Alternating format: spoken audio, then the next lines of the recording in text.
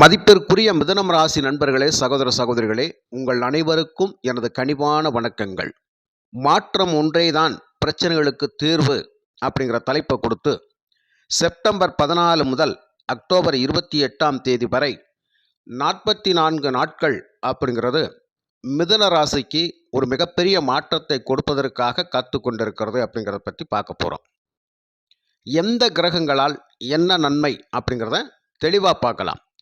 பொதுவாகவே இதில் சொல்லக்கூடியது கோச்சார கிரகங்கள் அந்தந்த பாவகங்களில் வந்து அமர்கின்ற பொழுது அதற்கான பலாபலனை கொடுத்தேதான் தீரும். ஜாதக ரீதியாக நமக்கு நாம் பிறந்த நாமயோகம், நாம் பிறந்த கரணம், நாம் பிறந்த நட்சத்திரம், நம்மளுடைய லக்னம் அப்படிங்கிற அமைப்பெல்லாம் வச்சு பார்க்கின்ற பொழுது, இந்த திதி சூனியம் அப்படிங்கிறதெல்லாம் வச்சு பார்க்கின்ற பொழுது கொஞ்சம் பலாபலன்கள் மாறித்தான் வரும். கோச்சார பலன்கள் அருமையாக இருக்கின்றது ஐயா, கேட்பதற்கு இனிமையாக இருக்கின்றது, ஆனால் வாழ்க்கை மிகவும் கொடுமையாக இருக்கின்றது அப்படின்னு நீங்கள் சொன்னீங்கன்னால் கண்டிப்பாக சுய ஜாதகத்தை தெளிவாக ஆய்வு செய்யாமல் எந்த ஒரு முடிவுக்கும் வரக்கூடாது. நாம் பிறக்கிற போதே நாம் என்ன நாமயோகத்தில் பிறந்திருக்கிறோம், நாமயோகமே ஒரு மனுஷனுடைய வாழ்க்கையை தீர்மானிச்சிடும். இது பல பேருக்கு தெரிகிறதில்லை. என்ன நாமயோகத்தில் பிறந்திருக்கிறோமோ அந்த நாமயோகத்துக்கு அவயோகமான ஒரு கிரகம் எது, அது என்ன பாவகத்தில் நிற்கிது, அது எந்த பாவகத்தை பார்க்குது, என்ன தசை தசாபுத்தி போய்கொண்டு இருக்கிறது, அந்த அவயோகத்தை மாற்றக்கூடிய அமைப்பு அப்படிங்கிறது ஜாதக ரீதியாக எந்த தெய்வத்தை நாம் வணங்கி தரிசனம் பண்ண வேணும், எந்த ஆலயத்துக்கு போகணும் அப்படிங்கிறத பெர்ஃபெக்டாக எடுத்து போய் நம்ம வந்துட்டோம் அப்படின்னு சொன்னால் நிச்சயமாக நம்ம வாழ்க்கையில் மாற்றம்தான். அதில் எந்த ஒரு மாற்று கருத்தும் இல்லை. அதே மாதிரி நாம் பிறந்த கரணம் அப்படிங்கிறது, கரணம் தப்பினால் மரணம் அப்படிங்கிற ஒரு சுச்சுவேஷனில் தலை போகிற காரியம், தலையே போக தெரிஞ்சு ஐயா, நல்ல வேளைக்கு நான் காப்பாற்றப்பட்டுட்டேன் அப்படின்னு சொல்லி நீங்கள் சொன்னீங்கன்னால் அதற்கு கர்ணநாதன் அப்படிங்கிற ஒரு கிரகம் நிச்சயமாக உங்கள் ஜாதகத்தில் இருக்கும். அந்த கர்ணநாதனுடைய அமைப்பு எப்படி இருக்குது, அவருடைய வழிபாடு என்ன, அவரை நாம் எங்கு தேடி செல்ல வேண்டும், என்ன நட்சத்திரங்களை நாம் எடுத்து பயணிக்க வேண்டும் அப்படிங்கிற விஷயத்தெல்லாம் தெளிவாக தெரிஞ்சுக்கிட்டீங்க அப்படின்னு சொன்னால் யாருக்கும் கஷ்டப்பட வேண்டிய அவசியம் வராது. நாம் எதையுமே தெளிவாக பார்க்காம மேலோட்டமான பலன்கள் பார்த்து பார்த்து பார்த்து பார்த்து 6 மாதம் 1 வருஷம் இப்படின்னு சொல்லியே காலத்தை கடத்தி கடைசி வரைக்கும் கஷ்டம்தான் பட்டுக்கிட்டு இருக்கிறோம். நான் 100% அடித்து சொல்கிறேன், ஒவ்வொருத்தருடைய ஜாதகத்திலையும் அவர்கள் பிழைப்பதற்கான வழிமுறைகள் நிச்சயமாக இருக்கும். அதை தேடி எடுத்து கொடுக்க வேண்டியது ஒரு வழிகாட்டி உங்களுக்கு நிச்சயமாக வேணும். அந்த வழிகாட்டி அப்படிங்கிறது ஜோதிடத்தின் மூலமாக உங்களுக்கு கிடைக்க வேண்டும். அப்படி கிடைச்சி நீங்கள் கரெக்டாக பயணிச்சிட்டிங்கன்னா எந்த சூழ்நிலையும் கொஞ்சம் கஷ்டம் இல்லாமல் வாழ்ந்துடலாம். ஆக எல்லா பிரச்சனைகளுக்கும் தீர்வு உண்டு. தீர்வு இல்லாமல் இருக்குதா ஐயா? வாழ்க்கையில் பிரச்சனைகளுக்கு தீர்வு இல்லாமல் இருக்குமா? கட்டாயம் விடை இருக்கும். அதை எப்படி கால்குலேஷன் பண்ணி எப்படி நம்ம அந்த விடையை தேடி கண்டுபிடிக்கிறதுன்னு தெரியாமலே தான் நம்ம வாழ்ந்துக்கிட்டு கஷ்டப்பட்டுக்கிட்டு இருக்கிறோம் அப்படிங்கிறது தான் உண்மை. இந்த பதிவில் நான் சொல்லக்கூடிய விஷயம் இதுதான். கரெக்டாக பயன்படுத்துங்க, ஜாதகத்தை தெளிவாக பாருங்கள். இது நான் சொல்ல வேண்டிய கடமையில் தான் இருக்கிறேன்னு சொல்லிட்டேன். இதில் சொல்லக்கூடியது ஒரு 44 நாட்கள் அப்படிங்கிறது இந்த மிதுனம் ராசிக்கு 6ஆம் அதிபதி என்று சொல்லக்கூடிய செவ்வாய், 11ஆம் அதிபதி என்று சொல்லக்கூடிய செவ்வாய் 5ஆம் இடத்துல அமர்வார். செப்டம்பர் 14 முதல் அக்டோபர் 28 வரை 44 நாட்கள் அவர் 5ஆம் இடத்தில் இருப்பார். குருவனுடைய பார்வையில் இருப்பார். 6ஆம் அதிபதி 5இல் அமர்வது கூடாது. ஆனால் 11ஆம் அதிபதி அப்படிங்கிற போது லாபாதிபதி 5இல் அமர்கின்ற பொழுது ரொம்ப சிறப்பு. இது என்ன மாதிரி பலனை கொடுக்கும்? இந்த செவ்வாய் எந்தெந்த பாவகத்தை பார்ப்பார், அந்த பாவங்கள் நமக்கு என்ன பலனை சொல்லும்? இப்போ மிதுன ராசிக்கு ராசிக்கு 10ஆம் இடத்துல சனி பகவான் இருக்கிறார். 8ஆம் அதிபதி அண்டு 9ஆம் அதிபதி 10ஆம் இடத்தில் இருக்கிறார். 10இல் சனி இருந்தால் பதவி யோகம், ராஜ பதவியை கொடுப்பார், வருமானத்தை சிறப்பாய் கொடுப்பார், ஜீவனஸ்தானத்தை வலுப்படுத்துகின்றார், உழைப்பு மூலதனம், அதன் மூலயமாக லாபம் அப்படிங்கிற ஒரு விஷயம். அதே மாதிரி ஒவ்வொரு கிரகமும் தான் கொடுக்க வேண்டிய பலனை கோச்சாரத்தில் கொடுத்து கொண்டு தான் இருக்கும் அப்படிங்கிற மாதிரி இந்த 44 நாட்களுக்கு இடையிலேயே மிதுன ராசிக்கு அதிபதி 4ல் ஆட்சி பெற்று மூலத்திரிகோண வலிமை பெற்று சனி பகவானை பார்த்து கொண்டிருப்பார். சூரியனும் சனி பகவானை பார்ப்பார். அப்போ 4ஆம் அதிபதி 4லே ஆட்சி பெற்று வலிமையாக இருக்கின்ற பொழுது என்னையா நமக்கு பலன் கிடைக்கும்? 3ஆம் அதிபதி வேற சூரியன் வேற சேர்ந்து இருக்கிறார், புதாத்திய யோகத்தில் இருப்பார். அருமையான நல்ல அமைப்பு.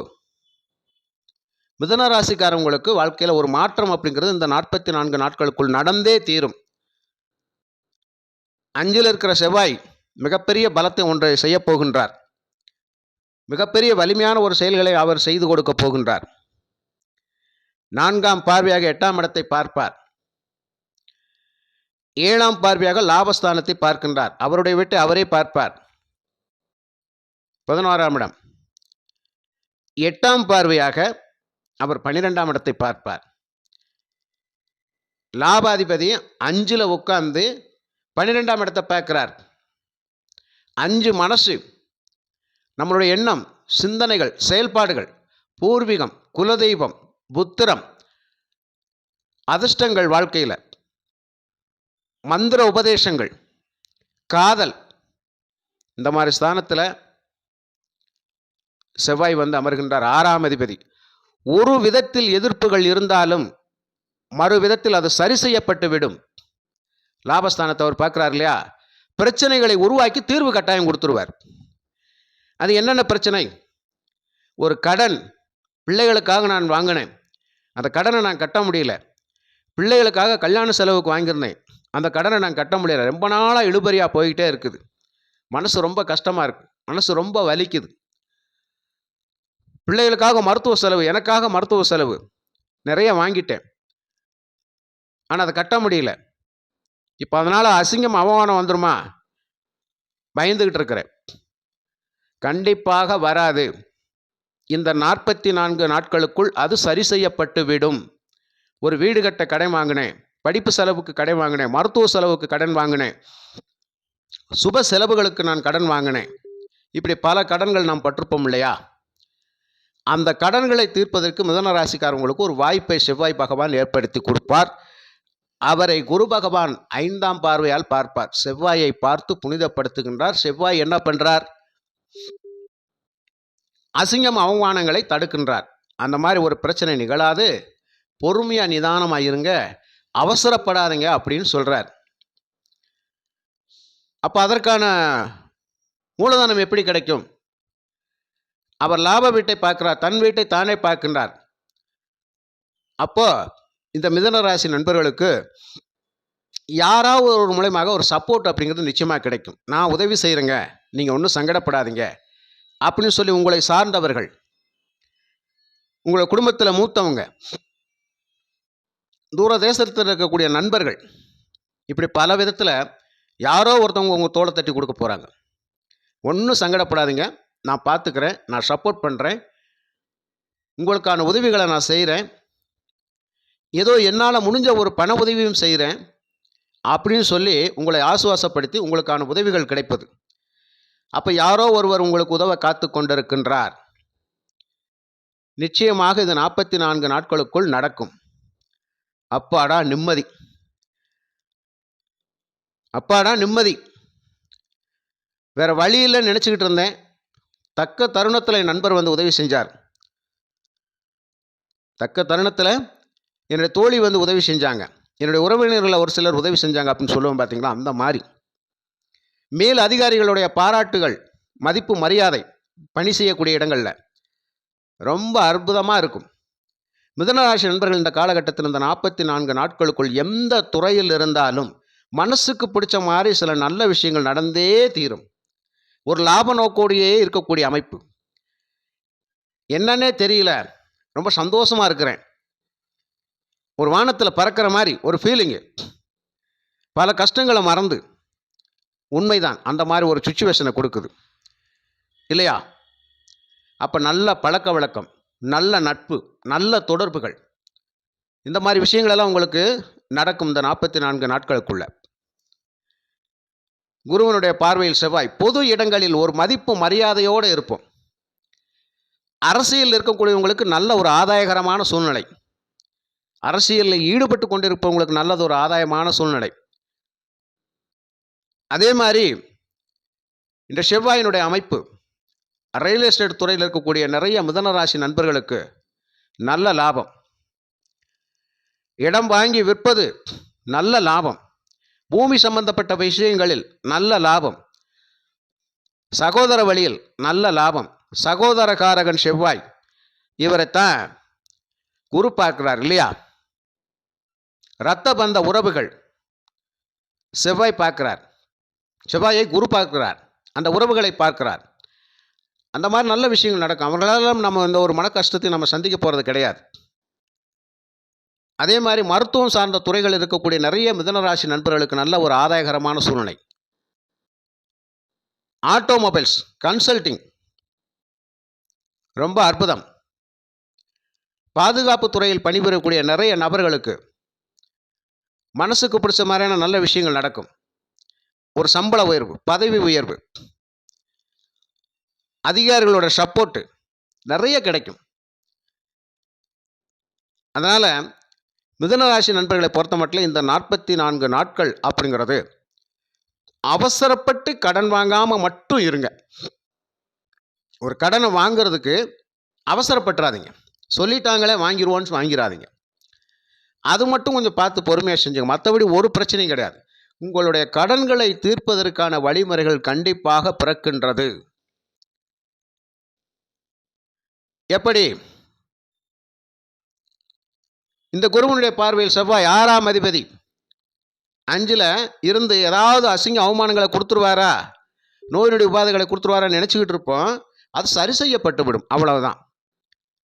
அப்போ உங்கள் தொழிலில் லாபம், நல்ல வேலை, நல்ல வருமானம், நினைத்தது போல நடக்கக்கூடிய நல்ல அமைப்புகள், பல விதத்திலும் ஒரு உதவி உபகாரங்கள் உங்களுக்கு கிடைக்கக்கூடிய அமைப்பு. நீங்கள் செஞ்ச தானமும் தர்மமும் உங்களை இப்போ காப்பாற்ற போகுதுன்னு அர்த்தம்.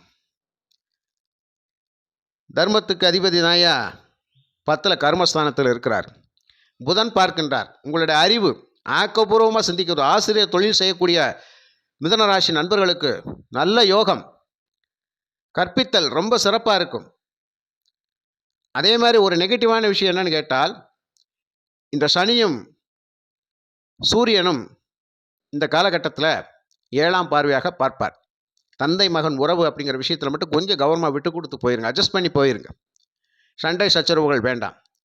மற்றபடி புதனை சனி பார்ப்பது, ஒரு காலி மனை கட்டாயம் மிதுனராசி நண்பர்கள் வாங்குவீங்க.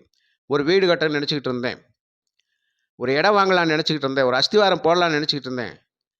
நல்ல அமைப்பு. 4ஆம் அதிபதி 4ல், 3 சூரியன் 4ல். அரசு தொடர்பான ஆதாயங்கள், அரசு வேலைக்கு முயற்சி பண்ணியிருக்கிற நிறைய மிதுனராசி நண்பர்களுக்கு வேலை வாய்ப்புகள். இந்த 4ஆம் இடம் சுகஸ்தானம் வலுப்பெறுகின்றது. அப்போ தாய் வழி ஆதரவுகள் நிச்சயமாக கிடைக்குது. தாய் வழி சொத்துக்கள் மூலமாக ஆதரவு நிச்சயமாக கிடைக்குது. நீண்ட நாட்களாக கிடப்பில் போடப்பட்ட பணிகள் எல்லாம் எடுத்து செஞ்சு அதில் வெற்றி பெற போகிறோம். துரிதமாக செயல்படக்கூடிய அமைப்பு. அன்பு, பாசம், கருணை எல்லாரிடத்திலும் ஒரு அனுசரணை மிதுனராசி நண்பர்களுக்கு கிடைக்க போகிறது. அதனால் இந்த 44 நாட்கள் அப்படிங்கிறது மிதுனராசி நண்பர்களை சந்தோஷப்படக்கூடிய அமைப்பில் உங்களுக்கு நல்ல விஷயங்கள் நடக்கும் அப்படிங்கிறது தான். ஒரு கோயில் குளம், தர்ம பணிகள் கட்டாயம் செய்யுங்க. இந்த மிதுனராசி நண்பர்கள் அடிக்கடி சிவபெருமானைத்தான் மனசார வணங்கி வழிபட வேண்டிய ஒரு கட்டாயம் இருக்கின்றது. பெருமாள் வழிபாடு சிறப்பாக பண்ணுங்க. உங்களை ஒருபோதும் அவர்கள் கைவிட மாட்டார்கள். திருமால் வழிபாடு கண்டிப்பாக நல்லா பண்ணுங்க.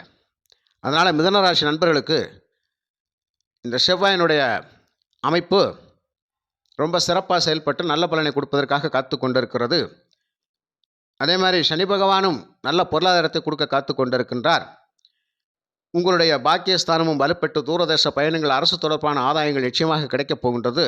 போட்டித் தேர்வுகளில் வெற்றி பெறப் போகின்றோம். சுகஸ்தானம், சொத்து பத்து, மண்மனை யோகங்கள் எல்லாம் சிறப்பாக இருக்கின்றது ஐயா.